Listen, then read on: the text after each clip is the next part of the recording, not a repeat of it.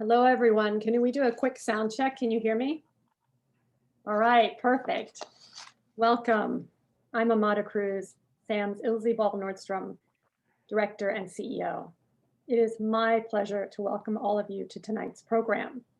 We are delighted to present an exhibition overview of our upcoming Jacob Lawrence, The American Struggle exhibition with Theresa Papanikolas, Sam's Ann M. Barwick, Curator of American Art. I'm also happy to announce that Pam McCluskey, Pam's Curator of African and Oceanic Art, will also be joining the program. Pam had the honor of knowing and working with Mr. Lawrence and his wife, Gwendolyn Knight, and we'll discuss their history with the museum. Before we begin, we would like to acknowledge that the Seattle Art Museum is located on the homelands of the Duwamish peoples and the traditional territories of the Suquamish and Muckleshoot peoples. We further acknowledge the many urban indigenous people who call Seattle home. We want to thank you, our incredible members, for standing by with us during these very challenging times. This coming weekend, we reopen our doors after several months of being closed for our members' preview of Jacob Lawrence, the exhibition. We can't wait to welcome you back to the galleries. Our members' weekend is sold out, but we welcome you to reserve your tickets via Sam's website for upcoming dates. The show runs from March 5th through May 23rd. Jacob Lawrence, The American Struggle, reunites Lawrence's revolutionary 30-panel series, Struggle from the History of the American People, which was done between 1954 and 1956. For the first time, we are reuniting these since 1958. In this series, Lawrence reinterprets or interprets the demographic debates that defined the early nation and echoed into the civil rights movement. These 30 panels are heavily informed by the contemporary issues that Lawrence's time as they address the history of what it means to be an American. Included in this exhibition are also works by contemporary artists, Derrick Adams, Bethany Collins, and Hank Willis Thomas, who engage themes of democracy, justice, truth, and the politics of inclusion to show that the struggle for expansive representation in America continues. Jacob Lawrence, The American Struggle, was organized by the Peabody Essex Museum in Salem, Massachusetts. This project is supported in part by the National Endowment for the Arts. Sam's presentation of the exhibition is supported by the following generous partners. Presenting sponsor, Microsoft. Lead sponsor, the Boeing Company. Supporting sponsor, Baird, with generous support provided by the Betty and David Sprague Exhibition Endowment. Thank you also to Northern Trust for generously supporting the exhibition preview. Before we begin, I want to share how tonight's format will work. Our program will run approximately 40 minutes, followed by a 15-minute Q&A. To ask a question, please look for the Q&A button on your Zoom screen, usually at the bottom, and feel free to send your questions over to us anytime during the program. We'll get to as many of your questions as possible. At the end of our program, there will be a pop-up survey that we hope you'll fill it out. We could use your feedback, so thank you for that.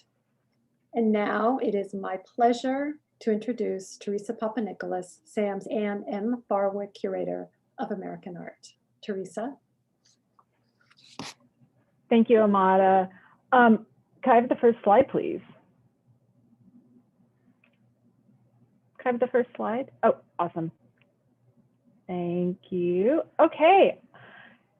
I am so excited to present to you tonight Jacob Lawrence, The American Struggle, and I am going to give an overview of the exhibition, which opens to the public on March 5th. And then my colleague Pam McCluskey will talk about Jacob Lawrence's very special engagement with the Seattle Art Museum. Could I have the next slide, please? So this is just to show you what great company Sam is in. The exhibition, as Amada said, was organized by the Peabody Essex Museum in Salem, Massachusetts for presentation there, and then a national tour. And so Seattle is the fourth stop on that tour. For those of you who've been following this exhibition project, it's been getting wonderful press, particularly most recently, about which we will hear. It's a big event in the art world. It's getting a lot of attention. There's a major publication associated with it and published in conjunction with it. So we're very, very excited to be able to have it here in Seattle. It's only West Coast venue. So this is the only place you'll be able to see the show on the West Coast. Could I have the next slide, please? And the focus is on a series of paintings the American painter Jacob Lawrence did in the mid-1950s called Struggle from the History of the American People. And the slide that I'm showing you is just a sort of montage of all of the pictures together. There are 30 in all, very small paintings, and together tell the story of the United States from the Revolution through the Constitution, the War of 1812, and then eventually westward expansion. So it's a story not of heroes or of noted historical figures, but one told from the perspective of all Americans, and in a variety of voices. So African American, Indigenous, immigrants, women, all of whom Lawrence felt contributed to America's story. So he's offering a more inclusive view of American history. But before I get into the paintings themselves, I want to first say that this exhibition is a landmark moment in the critical fortune of the Struggle series. Lawrence first exhibited the 30 paintings together in 1956 at a gallery called the Allen Gallery in New York. And then in 1958, they were exhibited together again. And then they were all sold to various collectors and dispersed. And they have not been exhibited together again until now. So this is the first time a significant concentration of works from the Struggle series is being exhibited in literally decades. And the exhibition will include 25 of the 30 paintings. So 3 have never resurfaced. 3 are missing since the original exhibition, and 2 are too fragile to travel. Could I have the next slide, please? So here's a photograph of Lawrence in front of panel 18 from the series, and we'll get to that panel in a bit. But first of all, who is Jacob Lawrence? We in Seattle know him as a professor at the University of Washington, a longtime figure in the local art scene, together with his wife, Gwendolyn Knight Lawrence. But in fact, he's from New York. He grew up in Harlem, where he received his earliest education and then went on to become one of the greatest artists of the 20th century, one of the greatest American artists of the 20th century. Growing up in Harlem, he studied African American history and art with some of the leading arts educators of his time, including Charles Alston, who was the leader of the WPA Harlem Murals Project, and Augustus Savage, who was founder of the Savage Studio of Arts and Crafts, and also in Harlem. He was also an avid researcher, and he frequented the 135th Street branch of the New York Public Library, which is now the Schomburg Center for Research in Black Culture, and the 135th Street branch housed a massive collection of archives and history books on American and especially African American history, and these materials became Lawrence's sources for the Struggle series. Can I have the next slide, please? So early in his career, Lawrence focused exclusively on African American subjects like life in Harlem, events in Black history, and most famously, in the Migration series, 2 panels of which I show you here, captured the migration of African Americans from the rural South to the urbanized North in search of greater opportunities after World War I, and lasted until about 1970. And in these pictures, you see very provocative vignettes of experience and events, of challenges and struggles associated with the migration. And you also see early hallmarks of Lawrence's style, his propensity to combine abstract forms and figures, his flattened forms, constructing of composition through color, a highly narrative content to his works. And especially the idea of the use of color, space, and shape to suggest moods and emotions rather than articulate a clear narrative. Can I have the next slide, please? So the Migration series brought Lawrence early fame, and here you see a spread in Fortune magazine that covered the exhibition of the series. The gallerist Edith Halpert, Lawrence caught her attention, and she exhibited the migration series at her famous Downtown Gallery in 1941. And this is the first time an African-American artist exhibited at that gallery.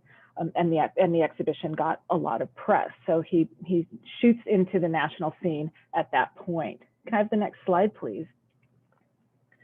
But most famously here in Seattle is the fact that Lawrence spent the last 3 decades of his life here. He moved here in 1970 to be a visiting artist at the University of Washington after teaching at Black Mountain College, the Art Students League in New York, the Pratt Institute, and the New School for Social Research. So he was very much embedded in education and arts, especially arts education. And in Seattle, he stayed on and continued to teach at the university and became a prominent figure on Seattle's art scene. And so on the left, you see a photograph of Lawrence in his studio, and on the right is the studio. It's a portrait of Lawrence in his studio, a self-portrait from Sam's collection. And so there he is in his Seattle studio. And we'll hear more about Lawrence's connection to Seattle and to Sam from Pam later this hour. Can I have the next slide, please? Lawrence is also a big presence at SAM, and we have many of his archives here at the museum. We also have his works in the collection. We, every 2 years, award the Gwendolyn Knight and Jacob Lawrence Prize to an emerging Black artist, so his legacy supports younger artists. And of course, the museum presented the Migration Series in 2017, opening it no less during inauguration weekend. So it had very, very special relevance at that time, and Lawrence is really on top of mind for many of us. Can I have the next slide, please? So in the struggle series itself is one of the biggest qualities about the series is its timeliness. It's really its timelessness. Lawrence painted the series against a backdrop of social and political turmoil in America. This was the time of the Civil Rights Movement, McCarthyism, the Cold War. And for Lawrence, watershed events such as these highlighted the ideological, political, and racial struggles in which all Americans were engaged. And so he saw the issue of struggle as something woven into the fabric of American history, and the struggle series itself as reflective of that universal struggle. So not just about specific historical events, but about struggle as a concept, about something that really drove the formation of this country and its existence ever since. And so we'll see instances where the historical struggle indicated in the painting's narratives resonates with issues relevant in Lawrence's time and especially also today. So can I have the next slide, please? So the struggle series is about American history, but he presents events in American history that in alternative ways to the usual hero's perspective. Many of the panels I want to add are linked with are titled with a quotation, and this invites us to link the image to the perspective of who it is telling the story. And often it's not the central protagonist telling the story, but somebody on the sidelines, or perhaps somebody who's underrepresented in the story. So rather than associate these stories with a received notion of American history. And so panel 4, for example, it's about Paul Revere's ride into Lexington to warn the Americans that the British troops were approaching, the British are coming. And so it's titled, "I alarmed almost every house till I got to Lexington," in the words of Paul Revere, so it's told from his perspective. But Lawrence's telling of the tale, as you can see, is very different from traditional retellings of Paul Revere's ride. And so I'm comparing it with Grant Wood's The Midnight Ride of Paul Revere in the Metropolitan Museum of Art. And here you see a bird's eye view of the town. This is the image on the right, and you see a bird's eye view of the town of Lexington and the tiny figure of Revere riding through town on his horse to say the British are coming. And he's kind of in the lower left-hand register of the scene. So really the focus is on Revere and on the act of riding.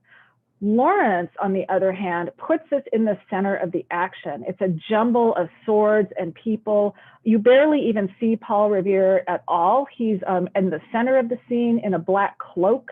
and he's kind of blends in with his horse, which is also black. So he's in camouflage. It's under the cover of night. You can barely see him.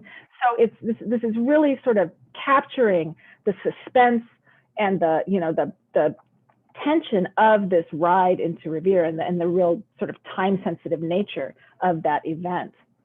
Can I have the next slide, please? Likewise, panel 10 is about George Washington's infamous crossing of the Delaware River, but told not from the perspective of Washington, but from the perspective of one of his men, one Tench Tilghman, who talks about, who in his writings describes the cold night, the severe weather conditions, and the stoic heroism of Washington and his army. And you can see that all in the title of the work, which is an excerpt from Tilghman's writings. And Lawrence's treatment also does this. It tells the story from the perspective not of Washington, but of his men. And so again, I'm comparing this with a classic picture of the scene, and that is Emmanuel Leutz's Washington crossing the Delaware, a very famous image in American history, an almost cliched picture. It's also in the Metropolitan Museum. And you see Washington, standing impossibly at the prow of his boat, getting roiled by the waves, but standing firm, in contrast to Lawrence's view, where he shows the troops in the middle of the night, huddled, asleep, and freezing in their boats as the water swirls all around them. Can I have the next slide, please? Other panels show the perspective of the other side, not the winners, but the losers in battle. And so panel 8 is about the Battle of Bennington, told not from the story of the rebel armies, but from the stories from the perspective of a Hessian soldier, so a German soldier for hire, hired to fight by the British. And this is a battle that the British lost. And so here you see no clear outcome. You see a jumble of swords and men, horses rearing. The battle is still at its height, and we don't know who the winners and losers will be. Panel 9 is titled simply Defeat. It's about defeat in battle, a scene not of victory, but in fact of its opposite. And it captures the rebel army after its brutal loss at the Battle of Philadelphia, a defeat that was followed by 6 months of horrible weather, tremendous hardship. And so here Lawrence shows the soldiers cloaked, huddled together against a snowy backdrop in the freezing cold, and in the foreground is a fallen war horse, as if to say even animals are engaged in the struggle. Can I have the next slide, please? Panel 2 is a good example of the struggle series resonance, not only in Lawrence's time, but in ours. And the subject is the Boston Massacre. So that's the moment of history that it takes its subject from. And this is a moment in which an argument between a colonist and 2 British guards erupted into a riot, and then 5 people died. And one of those people was Crispus Attucks, who was a sailor of African American and indigenous descent. And so Lawrence is centering Attucks, and Attucks is sort of in the lower center, spewing blood. He's kind of hunched over in this picture as his comrades swirl around him, and there's not a single British soldier in sight. So it's really about the theme of rallying around common cause. And this is something that would have been highly relevant in Lawrence's time. He painted this painting in 1955, and that was the year when African Americans were rallying around the death of Emmett Till, whose murder and the injustice surrounding it really galvanized and became a symbol for the disparities of whites and African Americans, and fueled the civil rights movement, or further fueled it. And it's a theme that really still resonates today. Can I have the next slide, please? So some of the panels deal with slavery, but like Massacre in Boston, use those events to foreground the historic struggle for civil rights in America. And these are 2 of them. Both are pictures of uprisings of enslaved people, and they signal the ongoing and regular uprisings of the abolitionist movement. But they also explore issues relevant in Lawrence's time, such as debates over different approaches to protest, both violent and nonviolent, and the idea that the fight for justice is ongoing. So he's not just dealing with slavery as a moment in American history, but is using that history to explore issues that continue to be highly relevant. Can I have the next slide, please? Other scenes deal with westward expansion and invite us to consider the human and environmental cost of this expansion. Panel 18 on the right is from the Corps of Discovery expedition led by Lewis and Clark, but he focuses not on the white explorers who are kind of like clustered at the left of the composition, but instead on their Shoshone translator and guide, Sacagawea, and in doing so forces us to think about the displacement of Native people that this expedition triggered. And then panel 22 on the left is called Trappers, but it's not really about trappers, but instead about what they trapped. And it refers to the fur trades and the trade routes along the Bitterroot Trail in what is now Montana. Can I have the next slide, please?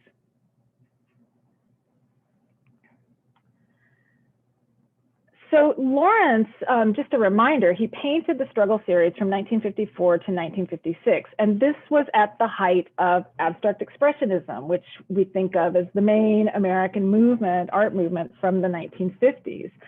And so he's contemporaneous with abstract expressionism, a style of painting that really resisted narrative, any kind of figuration. And as I've been telling you, Lawrence's work, especially the struggle series, is really all about narrative and figuration.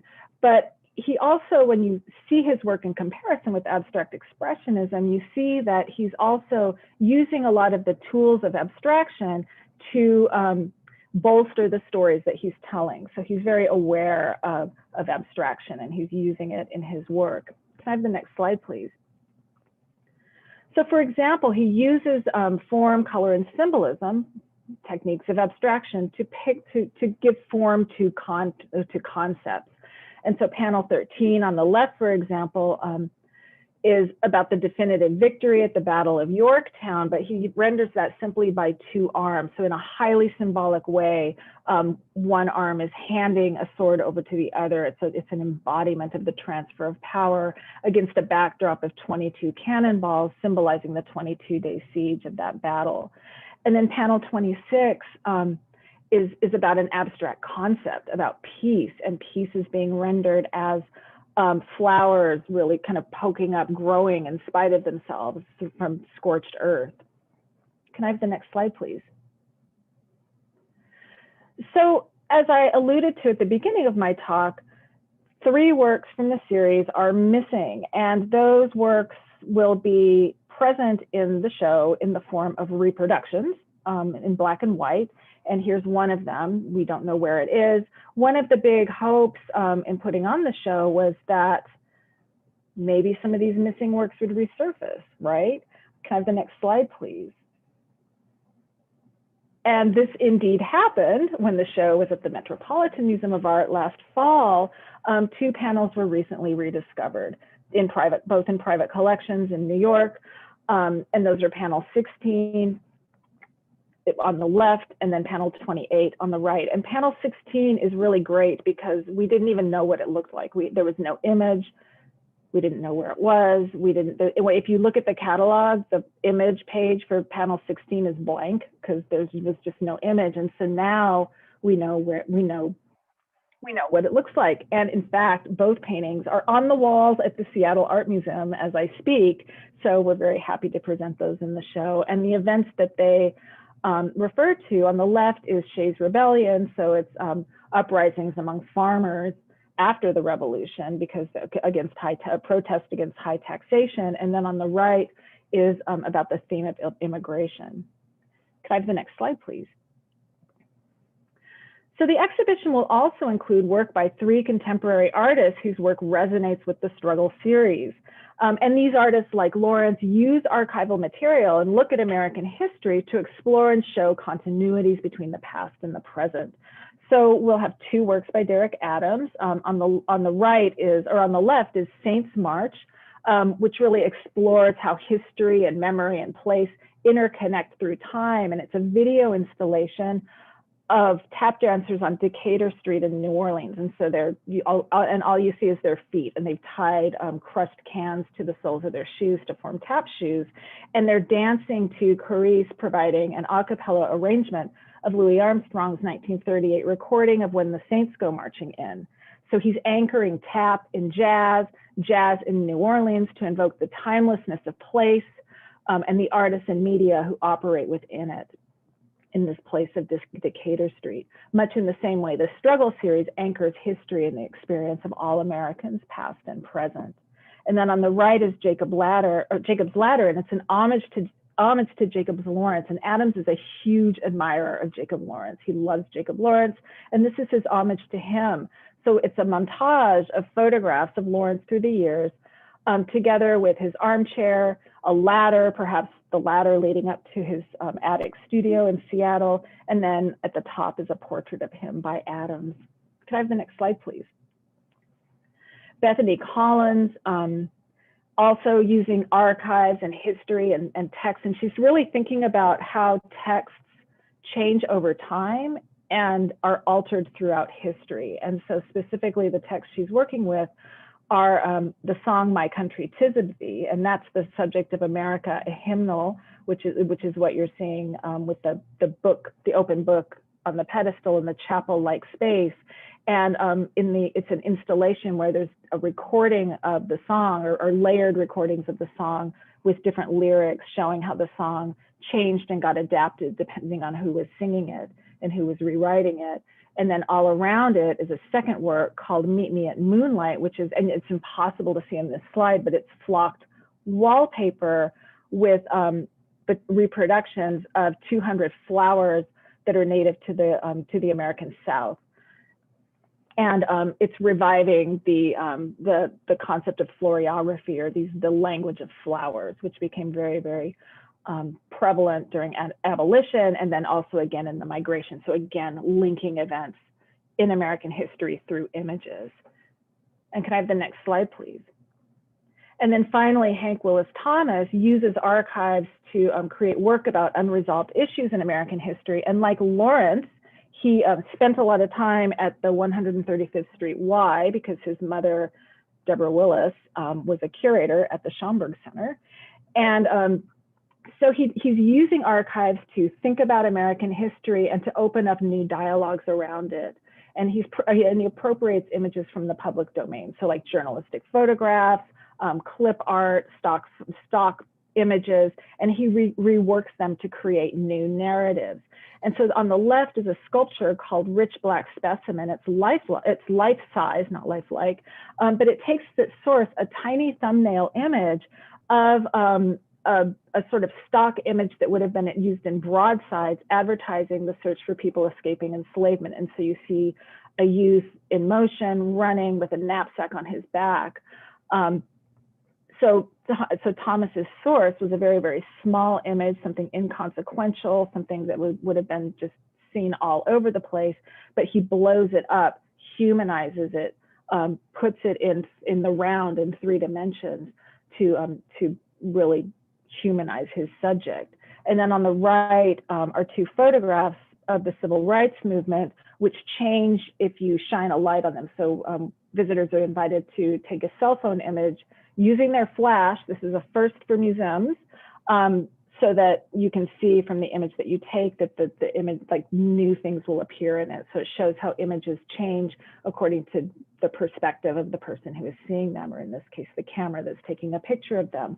And so I'm going to end here just to say that the exhibition, The American Struggle, through the work of these 4 artists, Jacob Lawrence, Derrick Adams, Bethany Collins, and Hank Willis Thomas, more than merely retelling events in American history or even offering a debate of who owns that history, is instead a powerful statement about this history as the collective experience of all Americans.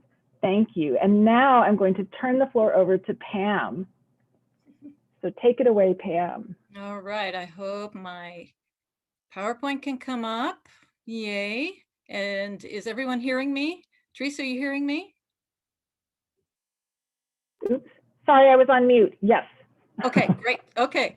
Good evening, everyone. I want to invite you to take a bit of time traveling back to 1986, and we'd be standing in line in Volunteer Park with the sun shining, and we would be waiting our turn to enter the galleries to see Jacob Lawrence, American Painter, which is the second retrospective of Jacob's work at the Seattle Art Museum. The first was in 1974.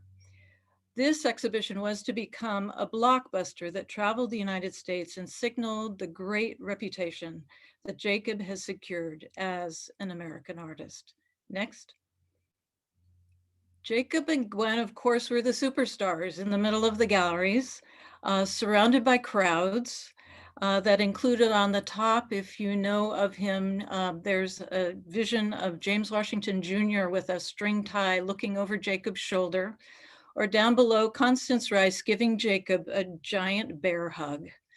And around this time, I did ask Jacob if he could remember what was his first museum experience that really affected him. And he had an immediate answer. Next.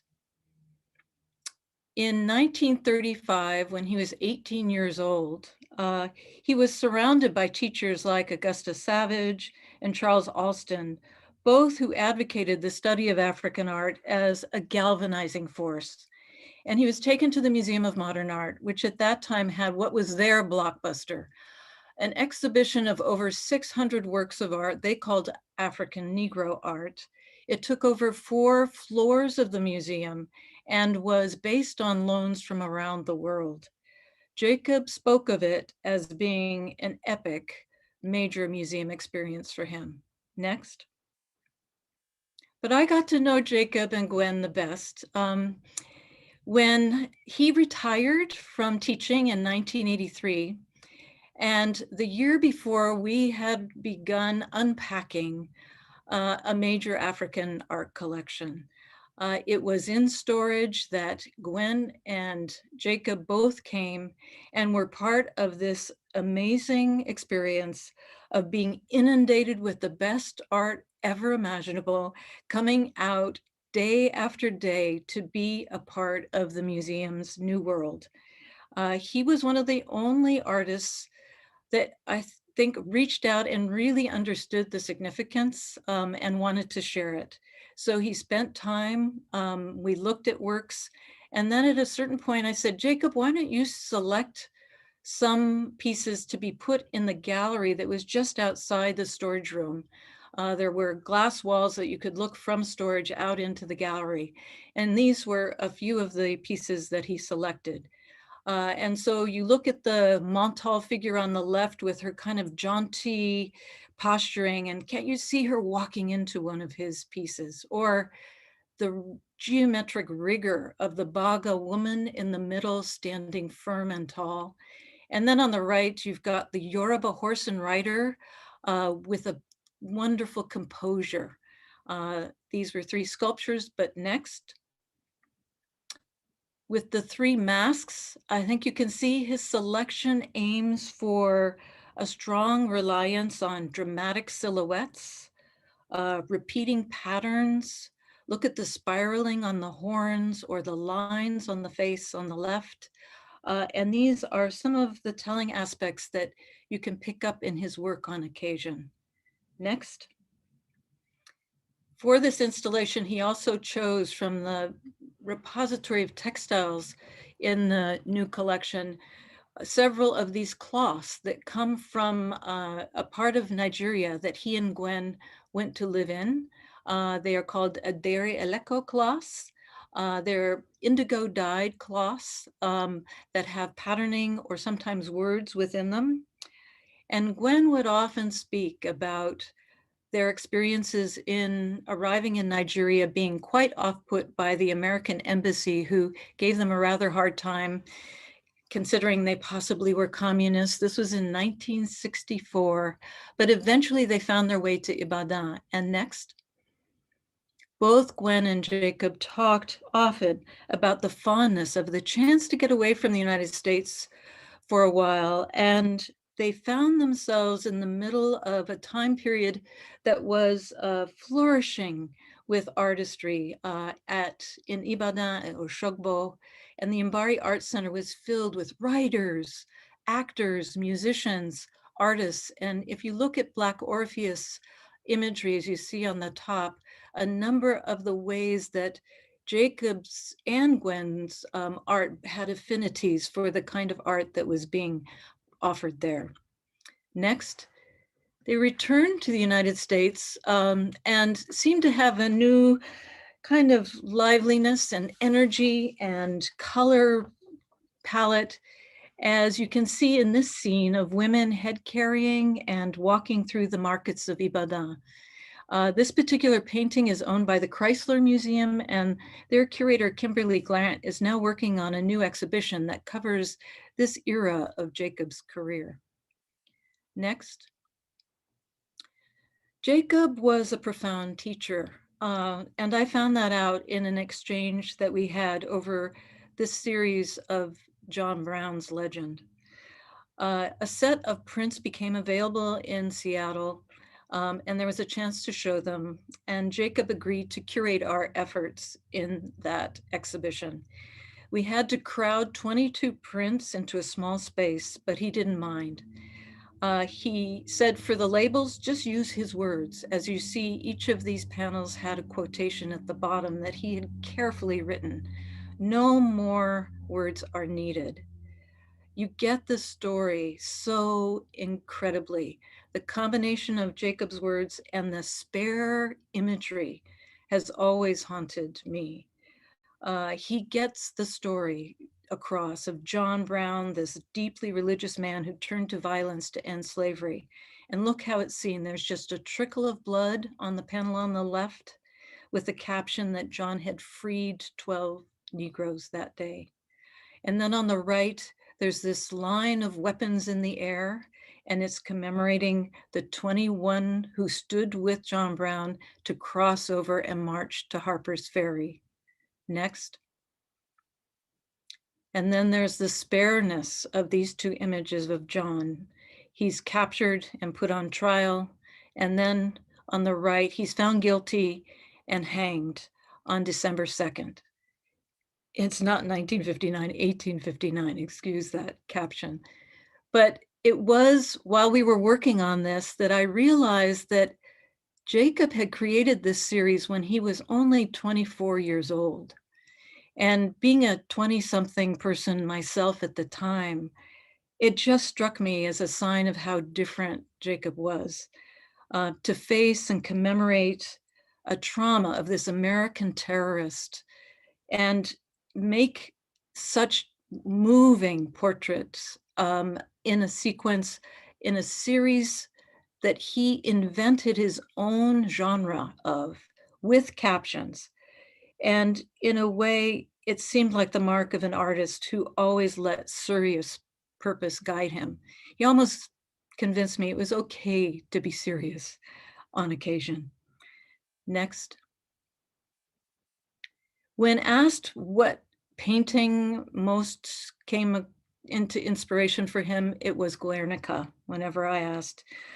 And this is, of course, the ultimate application of Picasso's talent for conveying the pathos of humans and creatures being destroyed by fascism and Nazism. Next. But if you look at later work and how Picasso and Jacob Lawrence took Cubism, there is a difference. On the left, you get Pablo Picasso's Weeping Woman of 1937, which is, of course, is showing his leaning more towards surrealism as he depicts Dora Maar, his mistress, who's shattered in her grief.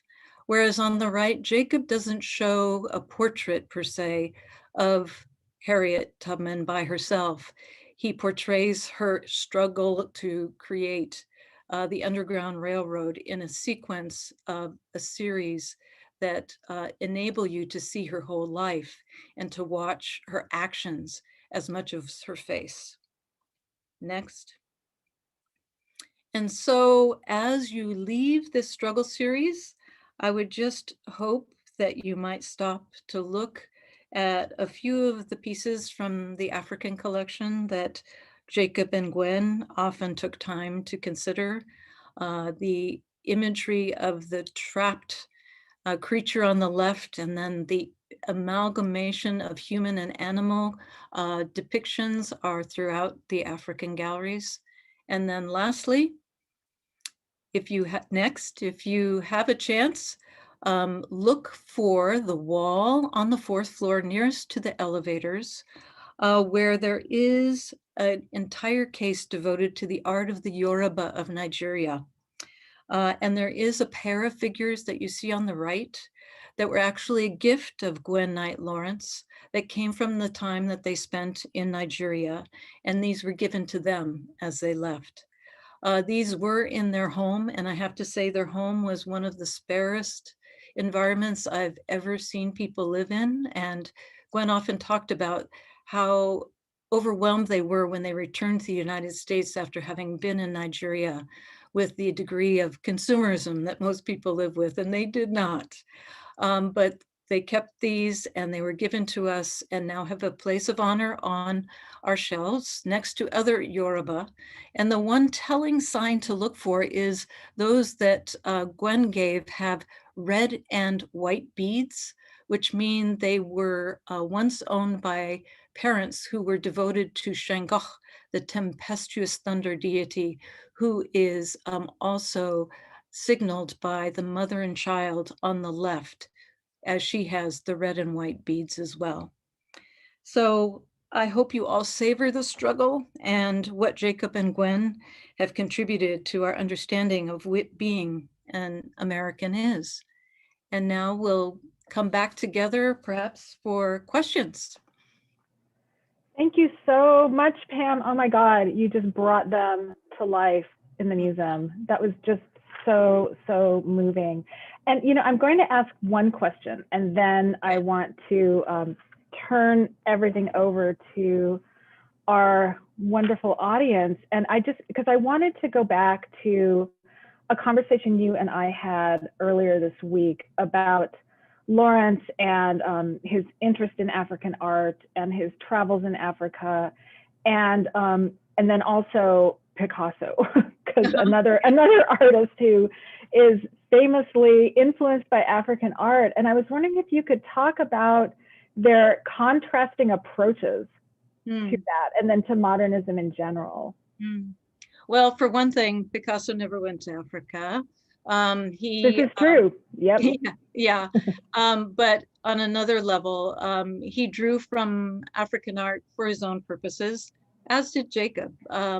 But in some ways, the sense of where Cubism led them both was so different, as I showed with that comparison of Dora Maar and then Harriet Tubman, that Jacob innovated a form of portraiture that was very telling about how he looked at the world. I mean, both he and Gwen seemed to always have a way of looking carefully at ordinary things and people who were not as well known, but who deserved more attention. And he was someone who, in any situation, was almost always the anti-authoritarian. He was a people person who would just walk up and talk with people no matter what. And that distinction in the way that you formulate your approach to life and how it's reflected in your art always came across for me with them. Great, thank you so much. Over to you, Amada. Are there any questions for Pam and me? Yes, we do have quite a few questions. So let's see, here we go. The first one goes back to the Paul Revere painting. Do we know if perhaps Lawrence ever saw Wood's painting? I'm struck by how relatively similar the horses in each painting. Yeah, it's pretty reasonable to say that he would have seen Grant Wood's painting because it's in the collection of the Metropolitan Museum. Lawrence was a frequent visitor there. So that's a great observation about the black horse. And yes, thank you for that. How many Lawrence paintings does the museum have? Does Sam have? Very few. I don't know the exact number off the top of my head. We do have a lot of prints, a lot of works on paper, but maybe only 2 paintings by Lawrence. Yeah, love to add more. Yeah, so if you know of any out there. We also have posters. Yes. Right, and drawings. Yes. So we have a lot of drawings, a lot of sketchbooks. We have, you know what, interestingly, it's not works by him, but we have books from his library. So, which is really kind of a cool way to sort of think about what Lawrence was reading as he's thinking about his series paintings. So, and drawing on history. Yeah, fantastic. All right, does panel 13 intentionally resemble a bald eagle? Sorry. I don't think so.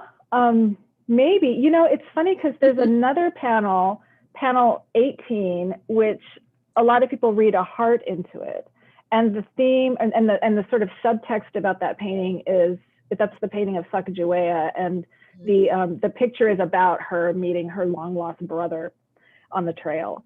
And so there's like a heart shape in the center of it. And so one has to wonder if Lawrence put these little sort of symbols into the works kind of unintentionally, and that I would have to study further. So yeah. Okay, all right. So were the panelists, the panels intended to give a chronological accounting of the period spanned? Great question. Yeah, that is a great question. And they were, yeah. So they flow chronologically. This is what I did not mention. They flow chronologically, but he did not paint them in sequence. So he would paint like panel 29 and then he'd go back to panel 4, but they do flow chronologically. Okay, another good question. It seems that the subject matter of the two rediscovered panels have a highly political meaning in the current moment. Any backstory involving why they went missing and why they reappeared? And perhaps, Theresa, you could talk about the one that got so much press. I will, yeah, I'll focus on that one. So they, you know, in 1958, the paintings were last exhibited together as a series, and then they were sold off. They were dispersed. They went into many different collections. And often what happens with that, with works of art, is we kind of lose track of them. And that's what happened with panel 16. It was, you know, we knew of its existence. We knew that Lawrence had painted it. There was no image of it, but there was a record of it as a picture in the series with a title and a subject and all that stuff. But its whereabouts were literally unknown. And what happened was with that one was the somebody who knew the people who owned it saw the show at the Met and recognized the hand of the picture in their friend's collection. And so that's how that whole thing came to light. It's every museum's dream that something happens. We want that to happen here. We want it to happen here. Yeah. If you know anybody, our audience, we have over 300 people in the audience. If you know anybody that has some paintings they're not quite sure about, they could be Lawrence paintings that we want to know. Yeah, they could be the struggle series. Exactly. Okay, briefly, what medium did Lawrence use in his paintings? These are, so the struggle series, it's on panel, so they're on wood panel, and they're tempera. So it's, you know, a medium that is, you know, super vivid in its color. Yeah. It's very thick. Yeah. Okay, is the struggle series displayed at Sam alone, or any of the other works discussed displayed in the Jacob Lawrence exhibition? So wait, say that again. I'm sorry. Is the struggle series displayed at Sam alone, or with any of the other works you all discussed? Oh, the works in the collection. Yes, I mean, no, nothing from the permanent collection. The show, in terms of Lawrence, focuses just on the struggle series and then on the 3 contemporary artists who are creating work that relates to the series and that resonates with the series. And those works, as you'll see when you visit the show, are kind of interspersed throughout. Now, I will say, and this does not have anything to do with the Jacob Lawrence's and Sam's collection, but I think it's a really good moment for me to mention that one of the sort of programs that we developed in conjunction with the show was a teen art show. And so our teen artist group, which is a group of teens who advise us and they do activities and they're very involved with the museum, issued a call to artists and got 12 paintings, all by young artists, responding, saying, imagining if Jacob Lawrence had painted a panel 31 to the series. There's 30 paintings in the series. So these are all like panel 31. And so there's 12 works by young artists that will be on the walls together with Jacob Lawrence. So I thought, yeah, it's really, I'm really excited about that exhibition, and also will show how relevant, right, the struggle series continues to be, for good and bad, obviously. Okay, let's see. I noticed quite a few paintings center on objects, sometimes exclusively, especially weapons. Is there a motif of objectification intentionally at work in his work? Good question. That's a very good Very question. careful viewer, yes. Yeah, yeah. Definitely weapons. You know, just about every painting has a weapon, or if not a weapon, the absence of a weapon in the form of what was targeted by that weapon. So yeah, that, and I would say that that's one of the themes or subtext. So, you know, remember I was talking about the concept of abstraction in relation to Lawrence and how he gives form to ideas. And I would say that the weapons operate in that way, in that they, you know, they're just like a recurring motif. And, you know, what better way to express a struggle than through a weapon or a series of weapons? Another thing that it reminds me of is later in his life, and whenever you would see him painting at, say, his Horizon House apartment, he loved tools. And tools became like the focus for a lot of the way he would start to structure images, and that notion of something that is so concrete. And sometimes I tease him about where was his tool belt, because he always wanted tools around.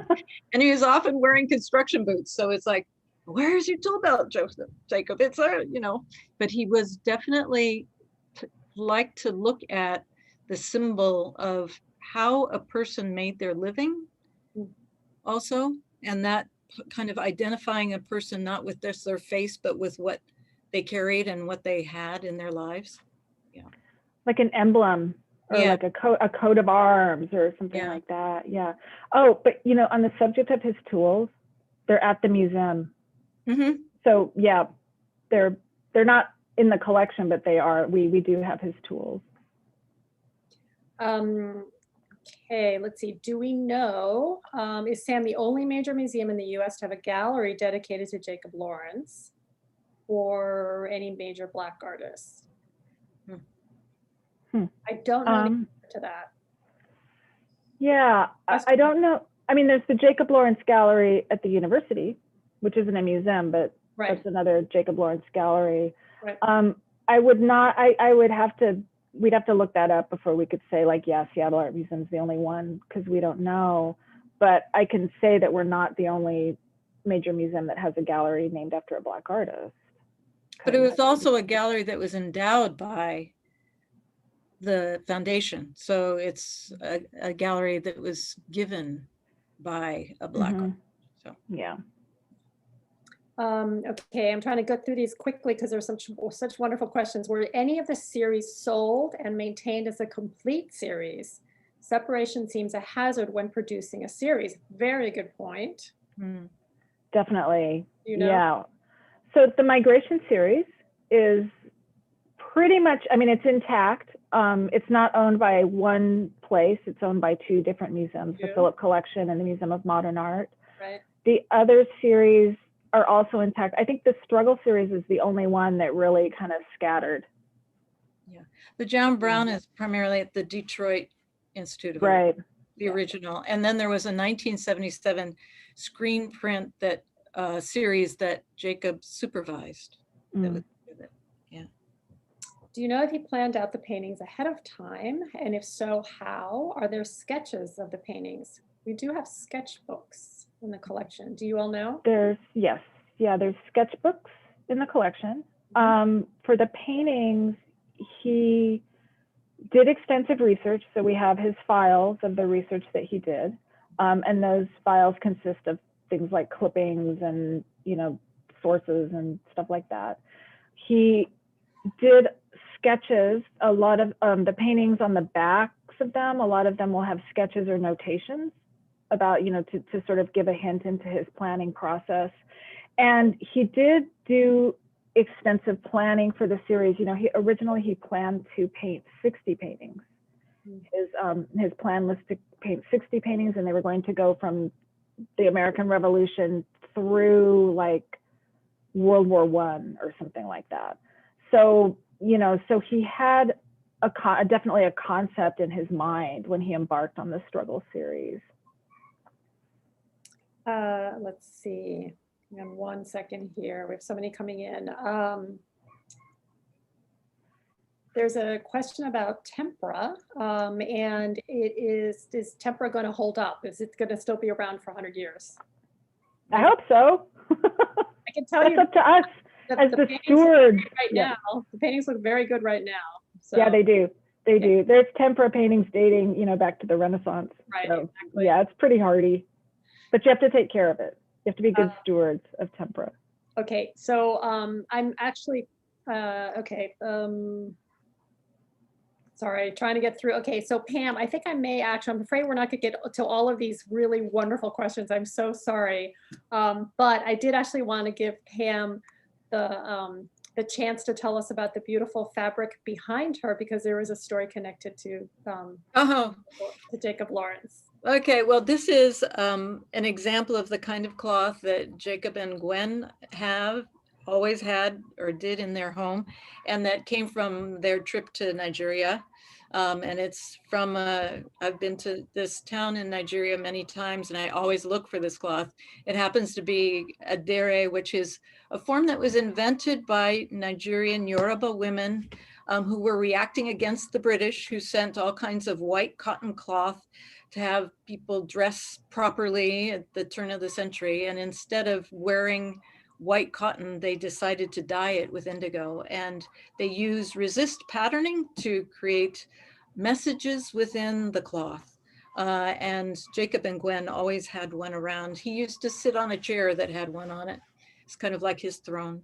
Beautiful. Okay, and then final question here, but quite timely, I think. Does Pam, do you recall Jacob's reaction to civil rights progress after he lived in Seattle? You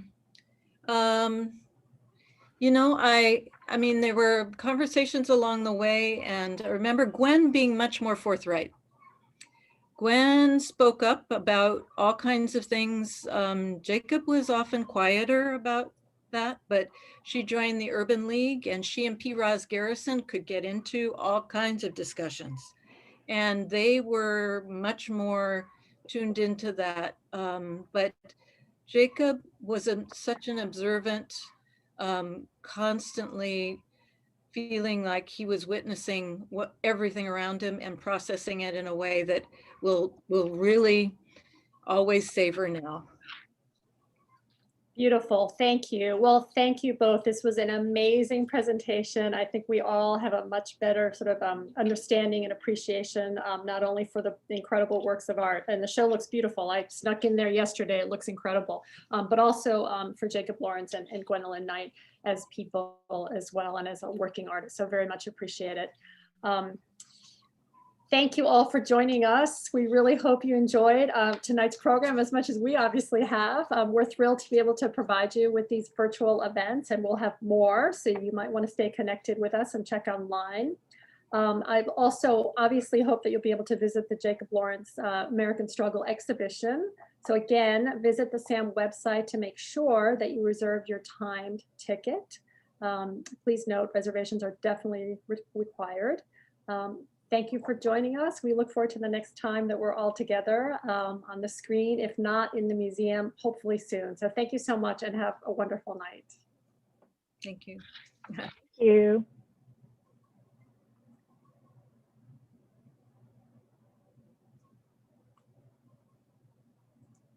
Hope you don't hear my chickens making a ruckus. They suddenly decided to go. I can hear them. They're excited. That's what that is. Thank you both very much. Wonderful. Thanks, Amada. Thank you. Thanks, Theresa. Bye. Bye. Thank you, guys.